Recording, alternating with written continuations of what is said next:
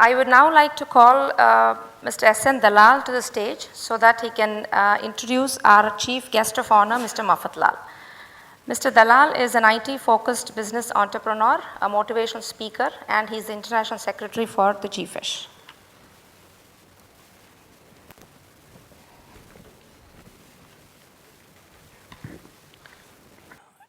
It is my great honor and pleasure to invite our chief guest, Mr. Hrishikesh Mafat Lal. Mr. Mafat Lal is a chairman, as we already heard, and the chief executive of the Arvind Mafat Lal Group, which has business interest in textile, denims, specialty, and rubber chemicals. He is a patron of the Global Foundation for Ethics and Spiritual Health, GFESH, and he, along with Mr. Alfred Ford, the great-grandson of Henry Ford, have a very common passion to have a deep desire to work on the area of improvement of global health. He has earlier served as the president of the Mill Owners Association of Mumbai and was the vice chairman of the Cotton Textile Export Promotion Council. An honor graduate from Sydenham College, Mumbai, Mr. Mafat Lal pursued advanced management program at the Harvard Business School, USA in 1993. For the last 12 years, he has been the member of the Board of Governors at the IIM Ahmedabad. A well-known philanthropist, Mr. Mafat Lal is associated with various charitable projects. Specifically, he is a trustee of the Sadhguru Seva Sangh, started by his beloved father, Mr. Arvind Mafat Lal. He, along with his wife, Rekha Ben, and 3 children, have wholeheartedly adopted the Vaishnav culture. So, ladies and gentlemen, please join me in welcoming Mr. Hrishikesh Mafat Lal. He's already on the stage, and I request him to address all of us. Thank you very much.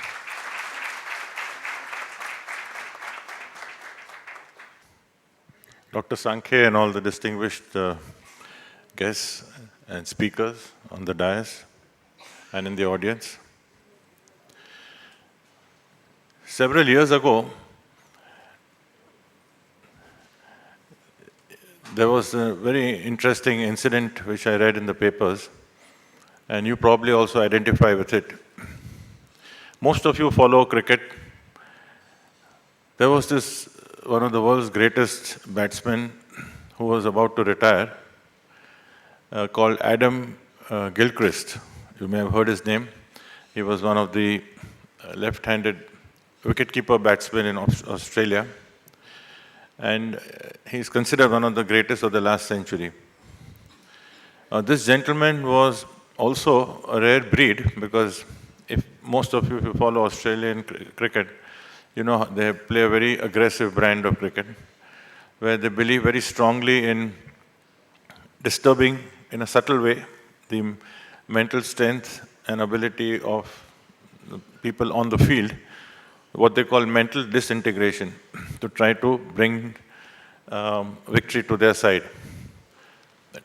Adam Gilchrist is one of the few who never did that. This is by account of all the other competing members. Now, on one particular day, just shortly before he retired, he was about to retire from a very glittering career, and an incident happened when he was batting, and the umpire did not give him out, but he felt he was out. So he walked.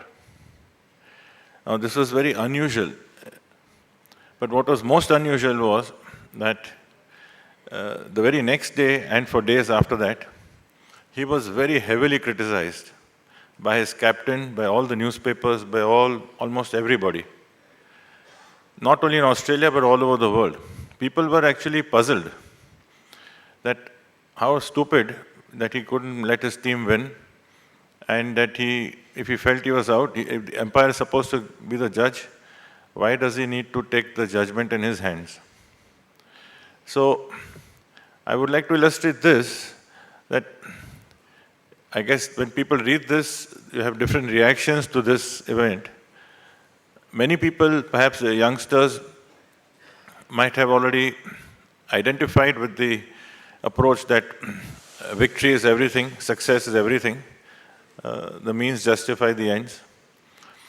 But for some of us, or many of us, it was very disappointing feeling that here an act which should be lauded, when somebody feels that perhaps it may not have been externally noticed by the members of by the umpires, but he did the right thing. So, issues about what is legal or not, or what is acceptable by everyone or not, if it's transcended by issues about what is right, and when we take it under authority, it becomes meaningful and it becomes a path-breaking issue for others. But it is also a fact, as we heard just now, that in today's reality, it is like swimming upstream. It's a very difficult challenge. We would be going against the norm. Therefore, I compliment the organizers of this event and those of you who have come here on a Sunday morning, that to organize such an event where we actually want to question what we, in our different areas, and I'm probably the only non-medical person on the stage, would like to internally assess and see. We have our own personal challenges, we have our institutional challenges, and we also have, countries also have the challenges of similar natures, that we need to make decisions, sometimes snap decisions. What are the values that we believe in? What is it that drives us? What is it that actually makes us tick, makes us happy, makes us satisfied? I can share some examples in the corporate world, and because I'm more familiar with that. Typically, what happens is that when you have, for example, when you have suppliers who are giving you products, you generally have a certain term of payment. For instance, a credit period of 30 days or 45 days. Now, at the end of 45 days, you're supposed to pay back. Now, we have companies who are our suppliers. They have, some are small, some are very large, some have extremely healthy financial strength, some are weak. And we try our best to see that we pay it on time. And in fact, there is a company called Asian Paints, which is a famous company in the paint industry. But it has a very laudable objective, that they have a policy where when they sign any contract, they specify the exact time and date when the payment is made. So somebody is told that, if it is a 45-day credit, they will negotiate hard in the beginning, but once it's agreed, they will say that you come on Thursday, 2nd February at 2 p.m., you'll get your check. And it will not be 1 minute late, it will be ready by the time the person comes. But on the other hand, we have experiences where when we are supplying to some of our customers are very large companies who have profits ranging hundreds of crores, and we have a credit term of 60 days. We expect the payment to be made in 60 days. Many are pharma companies, agricultural, crop science companies. But instead of 60, they will stretch it to 75 or 90, free of credit. This is routinely done, and if you take it on a large amount, what it means is that you get free credit for 15 days or 30 days, and the savings would run into crores of rupees. So obviously there is an economic sense to it. One may consider it very smart practice. But that doesn't need smartness. I mean, it is actually, these are the kind of things that when you have money and you would not like to pay on time, just so that you work on somebody else's money. So this is the value that we also see today. Vis-a-vis companies whom we would like to emulate, where they would pay on time because they say that it's a matter of principle. I was very much influenced by an incident that my father, late Shri Arvind Bhai, had told me. He read about it much after his grandfather, who was his major influence. His grandfather was the founder of our group, that's my great-grandfather. His name was Mafatlal. And he died in 1944, but the story came out only in the late 50s in a Gujarati newspaper. So when my great-grandfather started, he was actually a very poor man. So his was the typical rags to riches story. So when he was in his youth, he would walk something like 30 kilometers selling kinkab, which is a kind of silk. And he would walk and then come back. So that was he had to do it to sell. So what he would do is that in the night he would just, there was one particular house which had, in Gujarati we call it otla. It's like a opening just outside the door, but it's covered on the top. So, so it's actually it's just outside the door, so naturally the residents are inside. So he would come there, it's 11 in the night, and just sleep there, and before the occupants of the house got up, he would go carry on in the morning. He did this for several decades. Probably the people in the house didn't even know that he used to just spend the night and go. A few decades later, when things turned and he in partnership bought a mill and then became very successful. After several decades, he came down to that place in Nadiyad. He knocked on the door and when the person opened, the one who owned that house, and he gave him a bag of money. He said, I owe you this much money. So he said, I don't know you, I've never met you before. He said, no, I used to come here, I have spent so many nights here, calculated, and in my opinion, this is the kind of rent I owe you because I didn't have money to pay you. That person was so shocked, and he actually wrote this article in the late 50s, which came in the Gujarat, Mumbai Samachar. So my father was very much influenced, and he would tell me regularly that, see, because his grandfather told him that never leave any debt, whether it's financial or try to pay your obligations. So the motivations that people can have can be many. So much depends, our actions depend on our values, and our values are dependent on several things. We are influenced by external factors. We are also dependent on what guidance we get. And therefore, I think the basis of spirituality becomes a fundamental aspect. Spirituality in the basic sense. We're not talking of a religious dogma necessarily, because at the bottom end, all the tenets of religions are essentially saying the same thing.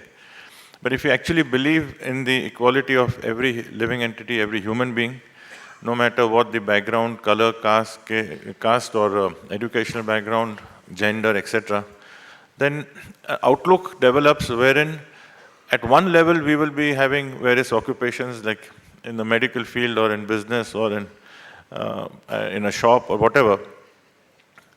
Incomes may be varying, but the way we would have relationships with various people we deal with would be based on those certain values. On corporate level also, the institutional levels, decisions have to be made which are difficult, which are driven by people who have values, and those values will profess how they discharge their responsibilities. And even on country levels, there are so many examples, but if we just note, I can mention just one, that we are constantly preached by the Western nations about how much they give us aid. We hear the word foreign aid. Actually, for those who are in the know, would know that this foreign aid is actually, in the garb of aid, it is actually a control. They may give a 30-year loan or 40-year loan, but eventually there are many strings which are attached. And so, therefore, one can question that what you mean is one thing and what you say is another thing. So, ethical practices where you think and you behave and you act exactly in the same way, there's an open transparency about what you meant and what you and how you act and behave would be critical. So, if a Western, typically when we're talking of aid, most people feel that, well, the impressions one gathers that there is so much of help coming, but effectively it is in one form of exploitation. You will be surprised to know that even now there are countries in Africa. Now, since a few decades, they have got their liberation from their annexers who were, France occupied many of those, they controlled, like Britain had its own, France had its own empire. And now, since 4, 5, 6 decades, most of these countries have got their so-called liberation. But even now, many of these countries, and this is documented, there is clear proof, anyone can see that, even now, some of them are practically tied hand and foot to France, wherein they still have to pay millions, hundreds of millions of dollars in various forms, which, directly, indirectly, there are so many ways that they are controlled by the French.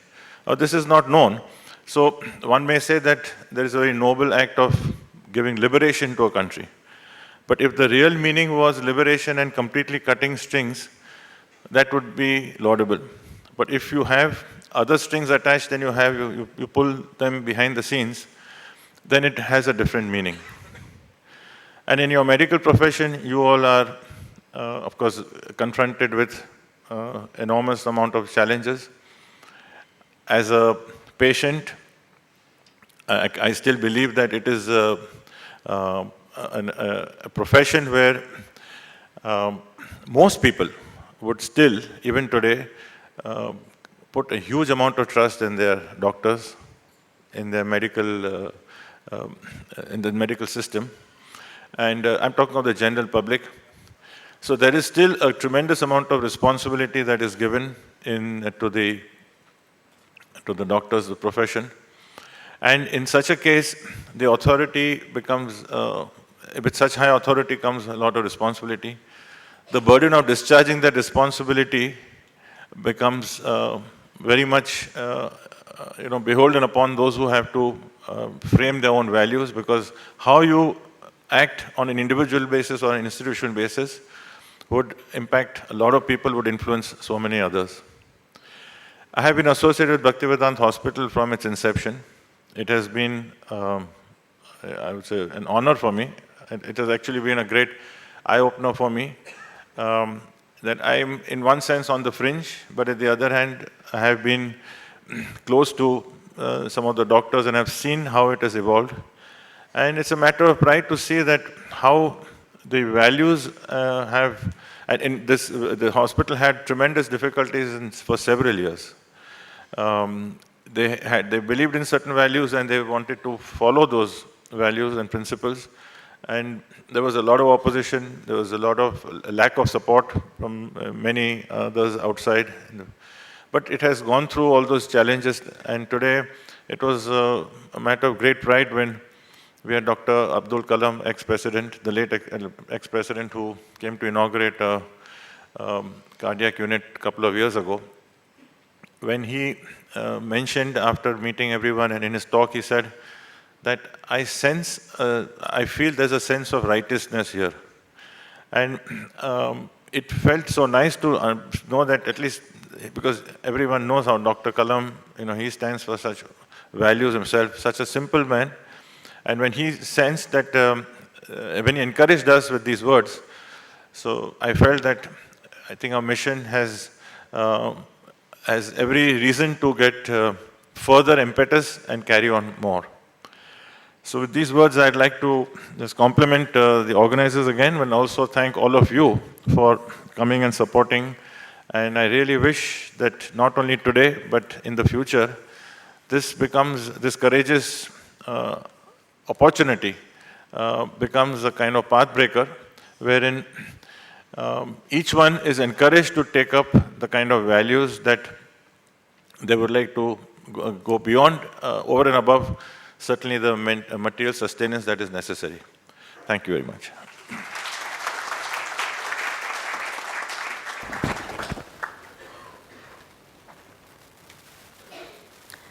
Thank you, Mr. Mafatlal, for that enlivening lecture.